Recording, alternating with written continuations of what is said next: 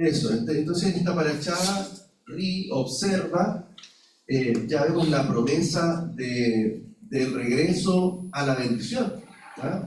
Después de seguir el camino de la maldición, de las consecuencias de la desobediencia, hemos llegado a un punto para retornar, ¿ya?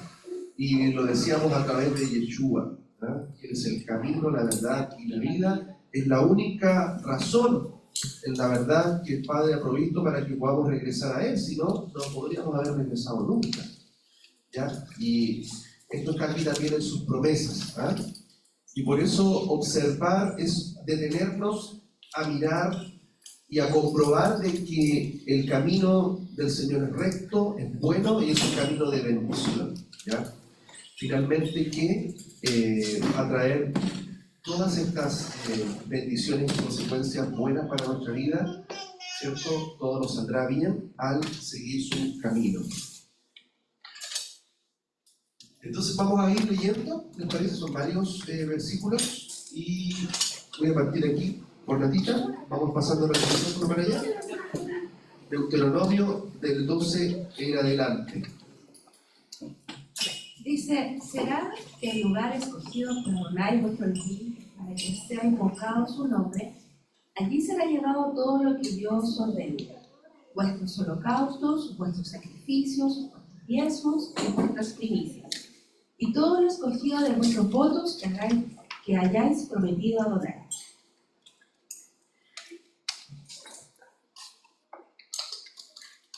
Y seréis alegrados ante Adonai vuestro Elohim, vosotros, vuestros hijos y vuestras hijas, vuestros siervos y vuestras siervas, y el levita que está en vuestras ciudades, por cuanto él no tiene parte ni heredad con vosotros. Guárdate de no ofrecer tus holocaustos en cualquier lugar que veas, sino que en el lugar que Yahweh escoja en una de sus tribus. Allí ofrecerás tus holocaustos y allí harás todo lo que yo te ordeno. No obstante, podrás sacrificar y comer carne en todas tus poblaciones, conforme a tu deseo, según la bendición de Yahweh, tu Elohim, que te haya dado. Tanto el impuro como el limpio lo podrán comer, como si fuera de gacela o de ciervo. Solo que no comerás la sangre, como las aguas las derramaréis sobre la tierra. Tampoco podrás comer dentro de tus ciudades el diezmo de tu grano, o de tu vino o de tu aceite, ni las primicias de tu vacada, ni de tu rebaño, ni ofrendas motivas que hayas cometido, ni tus ofrendas voluntarias, ni las ofrendas de tus manos.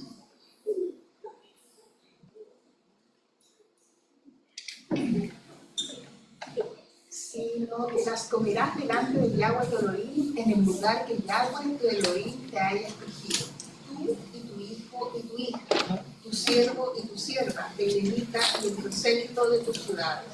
Y serás alegrado ante Yahweh tu Elohim por toda la obra de tu mano. Amén. Cuídate de no desamparar al levita en todos tus días Sobre tu tierra. Cuando Yahweh tu Elohim ensanche tus fronteras como te ha prometido y digas, voy a comer carne, porque anhelas comer carne, entonces podrás comer toda la carne que desees.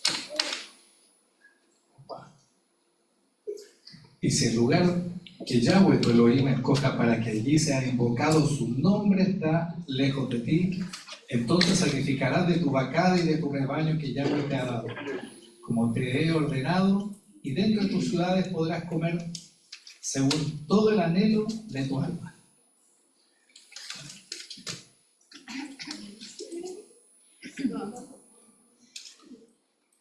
Como es la comida, la gacela y el ciervo podrán comerla tanto el impuro como el limpio. Solo que seas firme en no comer sangre, porque la sangre es la vida, y no será comida la vida junto con la carne.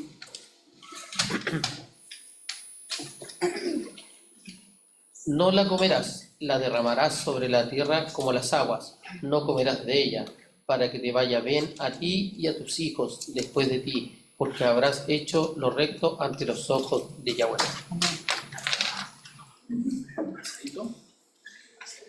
Pero tus cosas consagradas que te pertenezcan y tus ofrendas votivas las tomarás e irás al lugar que Adonai haya escogido para que sea invocado su nombre. Y allí ofrecerás tus holocaustos, la carne sobre el altar de Yahweh tu Elohim. La sangre de tus otros sacrificios será derramada sobre el altar de Yahweh tu Elohim, pero podrás comer la carne. Guarda y obedece todas las palabras que yo te ordeno, para que te vaya bien a ti y a tus hijos para siempre. Porque habrás hecho lo bueno y lo recto a tus ojos de Adonai tu Elohim. Amén. Amén. Miren, todos estos mandamientos, como concluyen, digamos, esta aliyá y la segunda aliyá. Dice, guarda y obedece todas las palabras que yo te ordeno. Y aquí una promesa, para que te vaya bien a ti y a tus hijos, para siempre, porque habrás hecho lo bueno y lo recto ante los ojos de Adonai tu Elohim. Entonces, yo creo que cada vez que vamos estudiando la Torá vamos conociendo una mayor profundidad, una mayor dimensión de lo que realmente es bueno y recto. ¿Ah? Hay que pensar que el contexto de todas las naciones que estaban, ¿cierto?, en la tierra de Canaán, donde Israel iba a entrar, ya practicaban una cantidad de rituales, de sacrificios. Había una forma de mucha idolatría, incluso para comer, para todo su estilo de vida. Por lo tanto, aquí el Padre está advirtiendo cuál es la forma en que Él les da a ellos cómo tienen que vivir, comer, andar, ¿cierto? Para que realmente puedan agradarle a Él y puedan estar bajo su bendición. Nosotros, por supuesto, venimos desde esa forma de vida, ¿cierto? Comíamos lo que, ¿cierto?, lo que creíamos que era bueno, o sea, en el fondo hacíamos lo que bien nos parecía, ¿eh? Incluso había cosas que sabíamos que la Biblia decía, pero como que decían, no, pero eso ya no, para mí no corre, ¿eh? Entonces, de alguna manera vivíamos como estaba viendo el pueblo de Israel, cada cual hacía lo que bien le parecía. Pero hoy día que volvemos a través de Yeshua a la Torá, a entender lo que es realmente la voluntad del Padre, vemos que ahí también comenzamos a entender cómo debemos vivir, incluso es importante hasta lo que debemos o no debemos comer. Algo que decíamos, bueno, lo mismo lo que comamos, ¿sí? Lo importante es lo espiritual, pero nuestra santidad no es solamente espiritual, es también física y también todo nuestro ser, cuerpo, alma y espíritu. Entonces, lo primero que comienza esta porción diciendo es alégrate. Y es porque tendemos la mayor cantidad de tiempo a estar tristes, enojados, molestos, porque nos faltan las razones para enojarnos, molestarnos, deprimirnos. Y por eso que el Señor se encarga de darnos hasta un mandamiento que dice, alégrate. ¿Ah? Porque quizás las instancias de enojo, de molestia, vienen solas. Pero la alegría y el gozo es algo que viene de adentro. O sea, el enojo se regenera por factores externos, pero el gozo y la alegría vienen de adentro porque es un fruto del Espíritu. ¿Ven? Entonces, nuestra comunión con el Señor va a traer siempre ese gozo que tenemos que experimentar, compartir. ¿Ven? Entonces dice, y seréis alegrados ante Adonai vuestro Elohim, vosotros, vuestros hijos, vuestras hijas, vuestros siervos y vuestras siervas, y el levita que esté en vuestras ciudades, por cuanto él no tiene parte ni heredad con vosotros. ¿Cierto? Una de las cosas que intentamos, sobre todo en Shabbat, es no enojarnos. Pero dígame que si nos falta la oportunidad de enojarse, y de prender fuego, y de echarle leña al fuego. Y yo les digo que estamos en Shabbat, un día que haya paz. Y tratamos de esforzarnos porque es un mandamiento, ¿cierto? Hay una intención, tenemos que alegrarnos, tenemos que gozarnos. Por eso hay un salmo que dice: bendice alma mía al Señor y no olvides, y bendiga todo mi ser su santo nombre. O sea, se está hablando el salmista a su alma. Y tienes que decirte: ay, alégrate, gózate. Son más las cosas buenas que Dios nos da que las cosas malas. Entonces hay una intención también. Fíjense qué interesante y bonito este mandamiento. Y seréis alegrados. Dice Salmo 32:11: alegraos, oh justos, en Yahweh, y regocijaos, cantad con júbilo todos vosotros los rectos de corazón. Hay una relación también entre la vida recta y la alegría. O sea, un recto de corazón va a tener más alegría que tristezas. Y en medio de la aflicción va a haber gozo. Porque vamos a ver la prueba con sumo gozo. Las tribulaciones con sumo gozo, porque estas traen recompensa. Y un versículo que todos sabemos, lo mencionamos, pero el fruto del Espíritu es amor, gozo, paz, paciencia, benignidad, bondad, fidelidad, fe, mansedumbre, dominio propio. Contra tales cosas no hay tolerancia. Está por sobre todas las cosas. Amén. Porque eso finalmente es lo que va a fluir en nosotros. Entonces el gozo, la alegría es parte del fruto del Espíritu en nuestra vida. Y aquí Joel también dice: alegraos, oh hijos de Sión. Está haciendo un llamado, lo mismo que el mandamiento. Y regocijaos en Yahweh, vuestro Elohim, que os da la lluvia temprana en su tiempo y la lluvia tardía como antaño, y derrama para vosotros el aguacero. ¿Ven? Entonces llamado una vez más a alegrarse, a regocijarse. Y aquí se toca todo el tema de la carne, de la sangre, ¿ya? Porque ciertamente muchos de los sacrificios, muchos de los corbanos, de las ofrendas, eran sacrificios. No todas las ofrendas son sacrificios, ¿ya? Pero en este caso, todos los sacrificios que se hacían como ofrendas debían ser en el lugar que él había indicado. O sea, no, esto descarta completamente otro templo, otro altar, otro lugar, otra ciudad, para poder presentar las ofrendas y los sacrificios al Señor, ¿ya? Por eso todos se hacían en Jerusalén, en el templo, ¿ya? Durante el tabernáculo, ¿cierto? El desierto se hacían solamente en el tabernáculo. Y esto se hacía siempre también, claro, el Silo. Claro, él fue estableciendo, ¿cierto?, un lugar, pero no era como que cualquiera se levantaba un altar y aquí hagamos sacrificios al Señor, ¿no? Entonces eso nos conecta mucho, ¿cierto?, que el sacrificio de Yeshua tenía que ser establecido por él. Nadie más puede establecer un Mesías, ¿cierto?, o un corbán, una ofrenda viva, ¿cierto?, mediadora, si el Padre no lo había establecido por el Por eso Yeshua también tiene que morir en Jerusalén, ¿ya?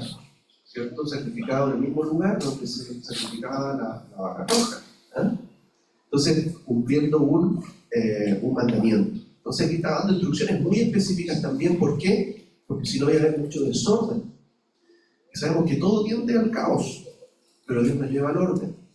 Entonces dice: no obstante, podrás sacrificar y comer la carne en todas tus poblaciones, conforme a tu deseo, según la bendición que Adonai tu Elohim te haya dado. Tanto el impuro como el limpio la podrán comer, como si fuera de gacela o de ciervo. Acá se refiere a la persona impura y a la persona limpia. No se refiere, algunos malentienden y dicen: mira, podemos comer los animales impuros y limpios. No, se está hablando de la persona impura, o el limpio la puede comer, ¿ya?, como si fuera gacela o de ciervo. Entonces, al comparar este texto con Levítico 17, del 1 al 10, parece que hay una diferencia entre las leyes que regían durante el tiempo en el desierto y después en la tierra de Israel, en cuanto al permiso para comer carne. Según Rashi, dice que sigue la interpretación del rabino Akiva en Levítico 17:3. Se trata de un mandamiento que tiene que ver solo con animales que fueron consagrados para ofrendas, y aquí de animales consagrados a los que les surgió un defecto, ¿ya? O sea, habían animales que tenían defectos, no se podían entregar en ofrendas, ¿ya? Y por lo tanto esos se podían tomar para el consumo propio, ¿ya? Según él, este texto enseña que estos animales pueden ser redimidos e ingeridos en cualquier lugar, ¿ya? Eso es muy importante, que las ofrendas siempre eran perfectas, sin tacha, sin mancha, ¿ya? Y si había algo que había sido dedicado pero tenía un defecto, no podía ser ofrecido como ofrenda, pero sí podía ser preparado y comido, digamos, como alimento, pero no como sacrificio. Después dice, no obstante podrás sacrificar y comer la carne en todas tus poblaciones, conforme a tu deseo, según la bendición que Adonai tu Elohim te haya dado. Tanto el impuro como el limpio la podrán comer, al mismo versículo, como si fuera gacela del desierto. Entonces dice, sin embargo, según el Rabí Ismael, citado en el Talmud, dice, hubo un cambio de prescripción entre el desierto y la entrada a la tierra. Según él, durante la época del Mishkan, en el desierto, no se podía degollar a un animal para comer su carne sin hacerlo dentro del tabernáculo y presentarle la ofrenda sobre el altar.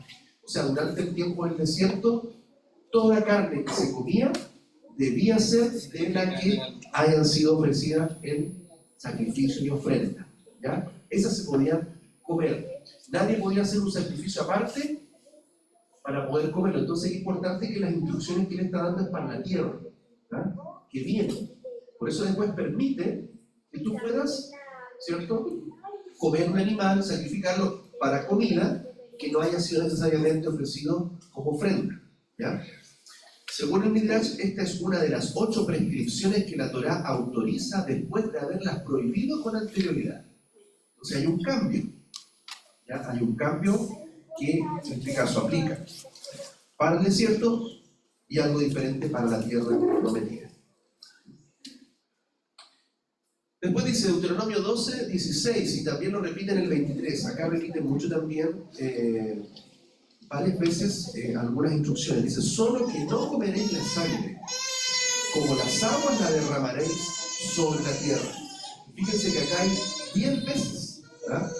10 veces se menciona esta prohibición en la Torá para los hijos de Israel. Ahí están todas las citas, el Levítico, el Deuteronomio.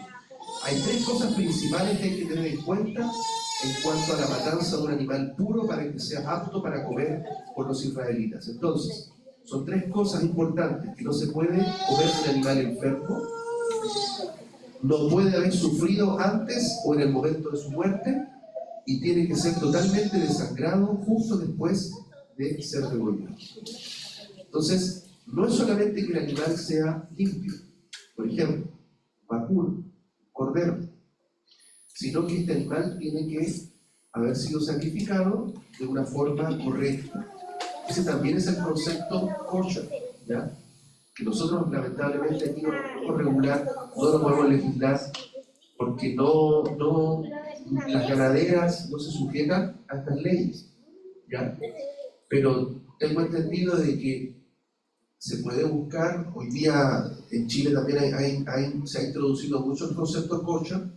Ustedes lo ven en algunos alimentos, ya está el sello kosher. Entonces, no lo sé si hayan carnes kosher que estén también certificadas. No sé, no creo que no te pagas Claro, no creo, pero en Santiago a lo mejor puede haber. O en el sur. Sí, es muy cara. ¿Por qué? Porque primero es un animal, ¿cierto?, que ha sido criado de una manera digna, o sea, sin maltrato. Ha sido sacrificado también de una forma correcta, sin dolor, ¿ya? Sin sufrimiento, ¿ya? Ha tenido, ¿cierto?, la técnica, y para eso hay una persona, ¿cierto?, que practica correctamente la técnica shejitá para el corte sin provocar dolor, ¿ya? Entonces, es todo un concepto mucho más amplio, ¿ya? Uno dice, vacuno los cochos, pero en realidad hay todo un trasfondo mucho más, considerando todas las medidas que Dios ordena, ¿ya? En Argentina, como hay mucha más comunidad judía, y una zona también muy ganadera, ¿cierto?, se pueden conseguir carnes kosher, digamos, que tengan todos estos preceptos, ¿ya? Y lo más importante que debe ser la carne desangrada. Como los pollitos en el campo. Sí. Claro, lo que hay que hacer ahí es que la sangre debe quedar aquí, no debe quedar retenida. Ese es el ahogado, se llamaba también antiguamente, que se ahogaba el animal, pero se le dejaba retenida la sangre. Porque se hace y se destusa. Sí. Después se le corta el cogote y se queda colgando las patitas. Claro, ahí se le saca. Algunos practican eso, el problema es que muchos en el sur recogen la sangre. Se preparan el yachi o con condimentos y qué sé yo, ¿ya? Obviamente eso está completamente prohibido para nosotros. Pues tiene que ser totalmente desangrado justo después del degüello. Ahora nosotros, bueno, en lo posible, la verdad es que tenemos que tratar de, por lo menos la carne que tenemos, dejarla reposando. Algunos la dejan con sal, o la dejan un ratito ahí para que escurra, se lava también, ¿ya? Obviamente para que pueda eliminar lo que pueda contener sangre retenida, ¿ya? Bueno, cuando estemos en la tierra de Israel se van a cumplir todas estas cosas, ¿eh? Va a ser otro concepto, otra mentalidad también de vivir y de relacionarnos incluso con los animales, con la flora, la fauna, todo a su respeto, un respeto mucho más estricto, ¿eh? Después dice, sino que las comerás delante de Adonai tu Elohim, en el lugar que Adonai tu Elohim haya escogido tú y tu hijo y tu hija, tu siervo y tu sierva, el levita, el prosélito de tus ciudades, y serás alegrado ante Adonai tu Elohim por toda la obra de tu mano. Entonces aquí también se toca muy soberanamente el tema del diezmo. En la Aquillá 5 se trata mucho más amplio. ¿Ya? Eso lo vimos en una enseñanza anterior, ¿cierto? Porque el diezmo nosotros siempre lo hemos asociado al 10%, ¿ya? Pero en realidad hay por lo menos 3 diezmos que son diferentes, ¿ya? Tenemos una porción que se entrega al sacerdote, que es la terumá, ¿ya? Eso equivale más o menos a un 2,5%, ¿ya? Ese se entrega al sumo sacerdote. Después está el Maaser Rishon, que es como el diezmo principal, ¿ya? Que se entrega de los productos de la tierra, o sea, que es, todo esto es de lo que se obtiene, ¿ya? Porque es comida, es alimento, ¿ya? Del trigo, de la cebada, de todo eso se va a apartar un diezmo que se va para los levitas, ¿ya? Después hay un segundo diezmo, que es el Maaser Sheni, ¿ya? Que es el segundo diezmo. Ese también es un 10%, pero se va restando, o sea, del 100% usted le sacó el 2,5% que va al sacerdote, de lo que le queda saca un 10% que va para los levitas. Y luego tenemos el Maaser Ani, que es el tercer diezmo, que va para los pobres, los huérfanos y las viudas, ¿ya? Los forasteros, los necesitados, ¿ya? Entonces, ¿qué es lo que se hace? Hay una regulación. Cada año, el ciclo de 7, se entrega la terumá, que va en todos los años, excepto el séptimo año. Después se entrega el Maaser Rishon, ¿cierto? El año 1, 2, 4, 6. No, 4 y 5, perdón. Y el Maaser Sheni, que es el segundo diezmo, se entrega el año 3 y 6. ¿Ya? Entonces, así se va conjugando. Ahora, aproximadamente eso suma como un 21%, ¿ya? Y obviamente va dirigido, ¿cierto? al sumo sacerdote, a los levitas que sirven, que ellos no tienen herencia, ellos no tienen campo, ellos no tienen tierra, porque ellos se dedican a cultivar la tierra, no tienen esa porción que las demás tribus tienen, por lo tanto son sostenidos, pero eso habla también de esta porción de cuidar al levita, al que está consagrado al servicio, a la obra, y no trabaja para sostenerse, es sostenido por las demás tribus, ¿ya? Y también el diezmo que va enfocado a sostener a los pobres, a los huérfanos, a las viudas, ¿ya? Y ese es el tercer diezmo. Y el segundo diezmo, no olvidé decirlo, el Maaser Sheni, que es un diezmo que es para comerlo. ¿Qué significa? Es una porción que se aparta para comerla en Jerusalén. ¿Por qué? Porque en las fiestas siempre tiene que haber comida. Vamos de carrete a Jerusalén. Correcto.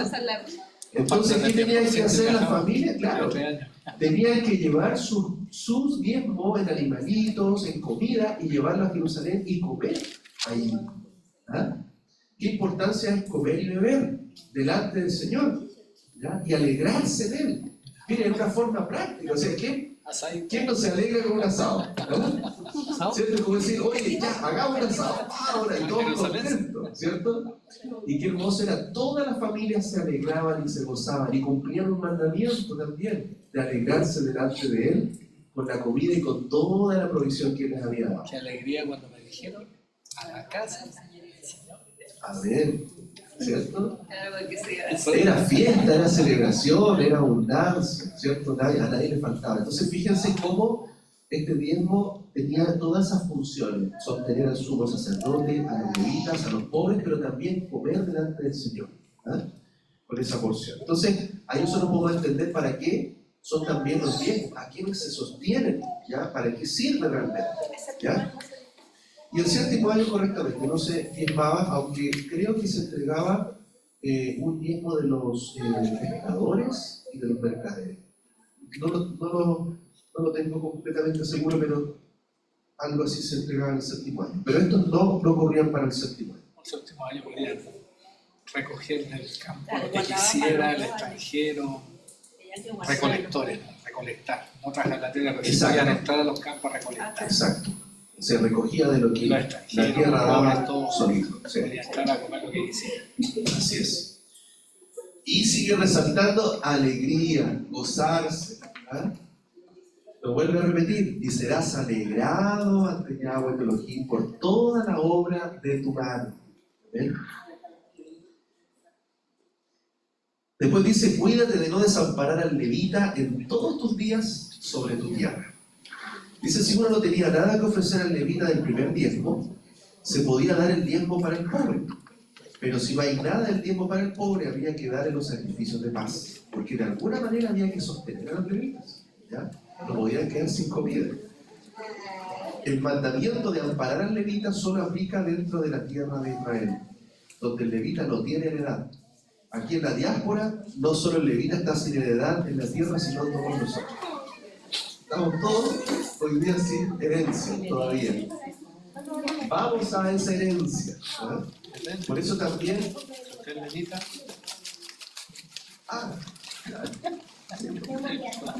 hoy día estamos todos en esa condición, ¿verdad? Así que por eso también este tiempo también es para, ¿cierto? Para alimentarnos y sostenernos. Por eso fíjense, en los tiempos de Yeshua, los apóstoles, ¿cierto? Vendían, repartían, todos tenían un común.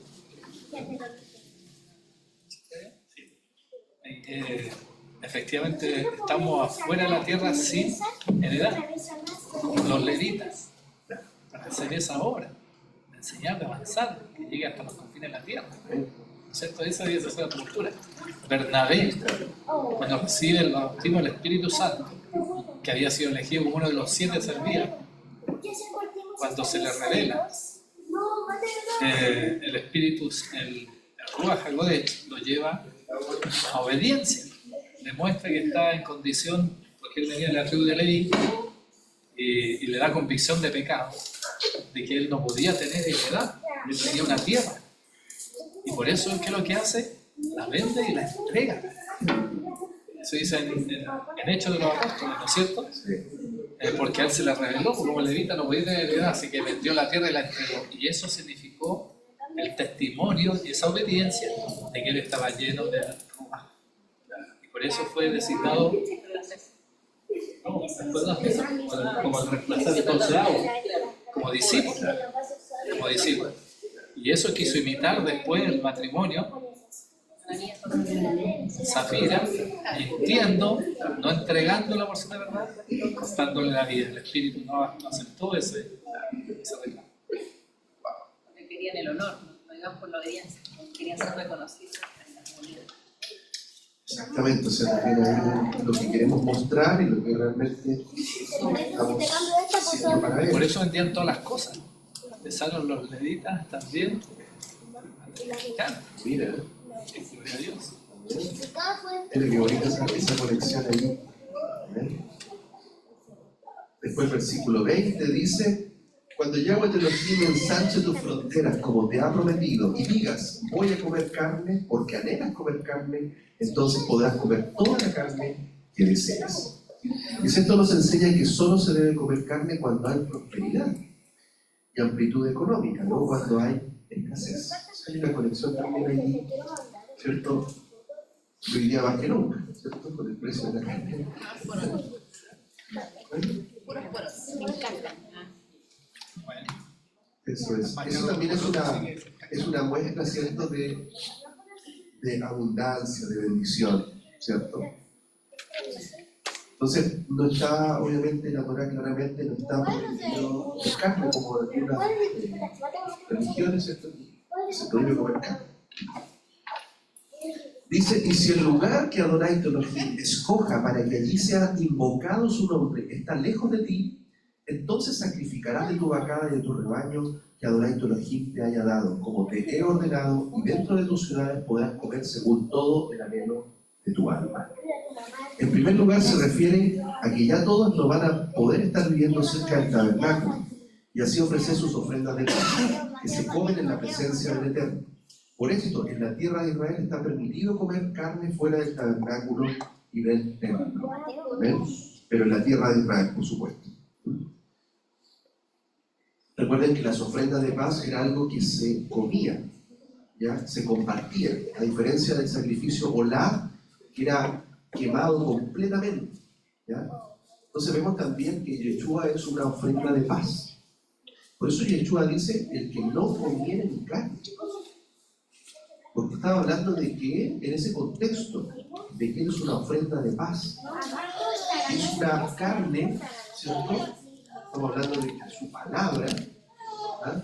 Y su sangre, que es su vida, porque eso deja claro, la sangre es la vida.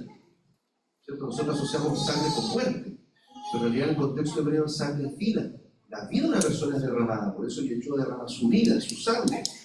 Y él dice, el que no comiera mi carne y no bebiera mi sangre, no puede entrar al reino. Entonces, ¿qué significa? Que él es la ofrenda de paz, ya que está disponible. Y que todo aquel que come esa ofrenda de paz puede ser reconciliado.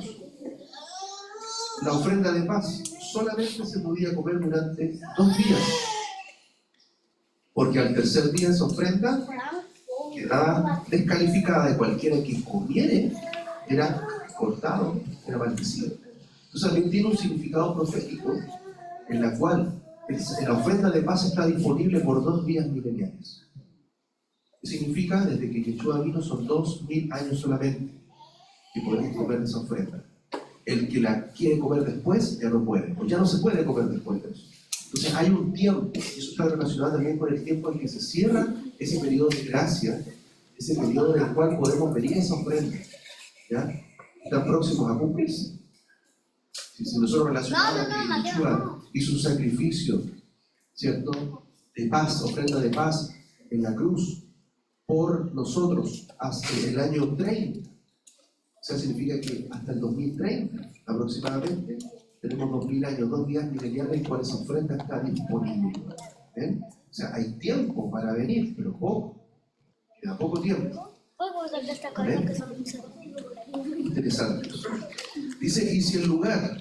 dice, también se han interpretado las palabras dentro de tus ciudades, de manera que al comer carne hay que estar sometido a las normas de Kashrut, establecidas por las autoridades de Israel, que se reunían en las puertas de las ciudades. Hay que consultar con los ancianos antes de matar para hacerlo en forma correcta. En la Torá no hay ninguna prohibición de comer carne. Se puede comer toda la que uno desea, solamente que sea kasher, ¿ya? O sea, apta, ¿ya?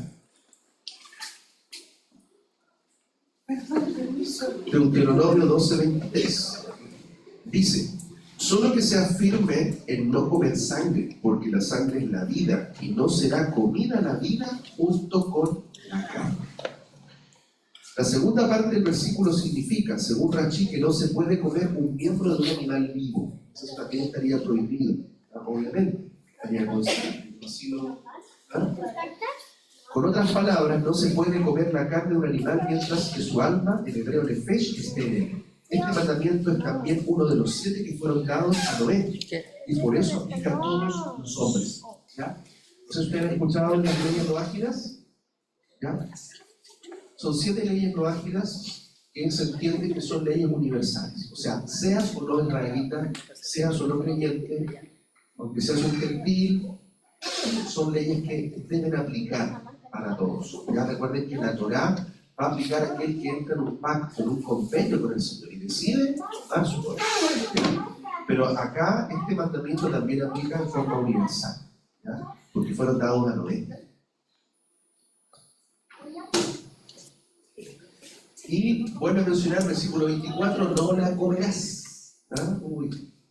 La derramarás sobre la tierra como las aguas. Y un producto, ¿cierto?, que se vende muy común también acá en Chile, ¿cierto?, la prieta o la morcilla en otros lugares, ¿cierto?, que en el fondo es sangre, ¿ya?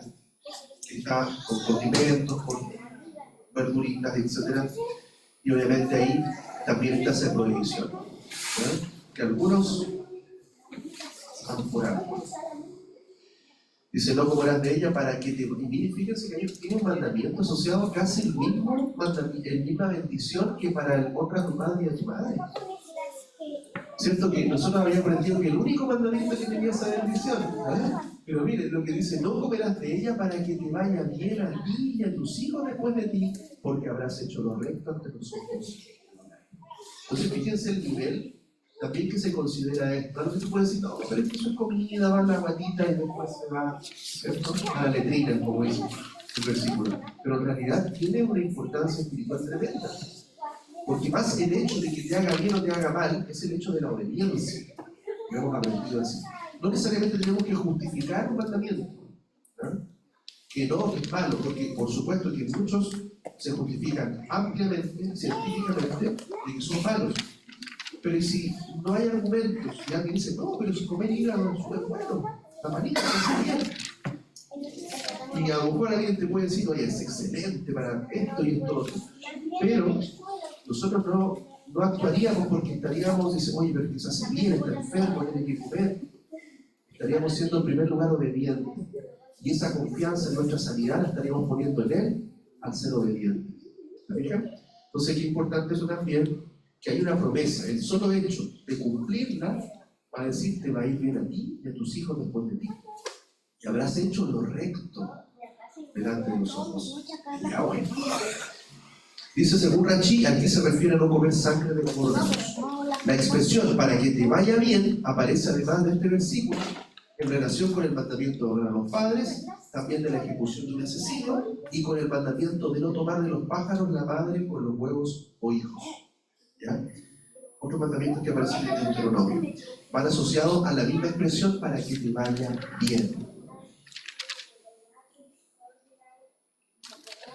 Y finalmente dice, por lo cual, Hechos, una indicación que dieron los apóstoles también, por lo cual yo juzgo que no se añadan dificultades a los que de los gentiles se convierten a Dios, sino a escribirles que se abstengan de las contaminaciones de los ídolos, de la fornicación, de lo estrangulado, sangre retenida, y de la sangre, comer sangre en sí, porque Moisés, desde generaciones antiguas, tiene en cada ciudad sus predicadores, puesto que es leído en las sinagogas cada Shabbat. O sea, fíjense cómo conecta, valida y preserva lo que muchos dicen ya no corre. Los mismos apóstoles lo están diciendo. Y por lo tanto aquí vemos cómo también cada Shabbat es predicada la Torá. Por lo tanto cada Shabbat estamos aprendiendo. Estamos siendo instruidos, enseñados, corregidos y guiados por ese camino de rectitud. Finalmente dice, no comerás de ella para que te vaya bien a ti y a tus hijos después de ti, porque habrás hecho lo recto ante los ojos de Adonai. Estarás haciendo lo que es justo delante de Yahweh. Esta palabra está en contraste con el versículo 8b, donde dice, cada cual hace lo que le parece bien a sus propios ojos. En estos dos versículos está la diferencia entre la vida y la muerte. Entonces, cuando yo hago lo que a mí me parece bien, guío mi propia opinión, estoy llevando un camino de muerte, de maldición. Entonces, cuidado, a veces, yo creo que, cuando uno dice yo creo que, cuidado, porque ahí está mi opinión. Entonces, ahí hay que ir a ver qué dice la palabra, qué dice Dios, qué dice su Torá, y ahí nos detenemos un poquito a analizar, ¿cierto? Y el Ruach nos va a dar sabiduría para ver si eso realmente está bien o no. Porque ahí está la diferencia entre el camino que lleva a la vida y el camino que lleva a la muerte. Por eso Yeshua fue muy obediente a los mandamientos. Y dice, esto es una promesa también en Isaías, dice, aquel cuya vida es justa y sus palabras rectas, aquel que aborrece la transgresión y la iniquidad, aquel que sacude sus manos y las libra de soborno, tapa sus oídos contra las palabras de sangre y cierra sus ojos para no mirar al mal, tal persona habitará en las alturas, su refugio, una fortaleza entre los ricos, su alimento y bebida en provisión continua. Amén. Entonces vemos acá que la obediencia, incluso en las cosas naturales, en lo físico, en la comida, en nuestra forma de actuar, de conducirnos, va a determinar, ¿cierto?, que las bendiciones nos alcancen, no solamente a nosotros, sino también para estar sobre nuestros hijos. Entonces, queremos que nuestros hijos sean bendecidos, seamos obedientes, guardemos estos mandamientos. Porque a veces, igual hoy día nosotros venimos de atrás, de la maldición, venimos de la desobediencia, venimos del desorden, venimos de nuestra propia opinión, venimos de lo que a cada cual nos parece correcto, pero cuando venimos a este camino, tenemos que detenernos, observar la Torá. ¿Por qué? Porque muchas de las consecuencias, maldiciones o situaciones que nuestros hijos puedan tener, ¿cierto?, va a depender de nuestra obediencia. Y para obedecer necesitamos fe. Hacerlas por el solo hecho de que Él nos dice que la hagamos y no necesariamente porque las entendemos o comprendemos que realmente nos hacen bien. ¿Ven? Así que, el mandamiento Huk, que a veces no entendemos el por qué, pero la obediencia está por sobre todo. ¿Ven? Así que, Shabbat Shalom, con esta porción, esta segunda liyá, y por supuesto vamos a dar la oportunidad para comentar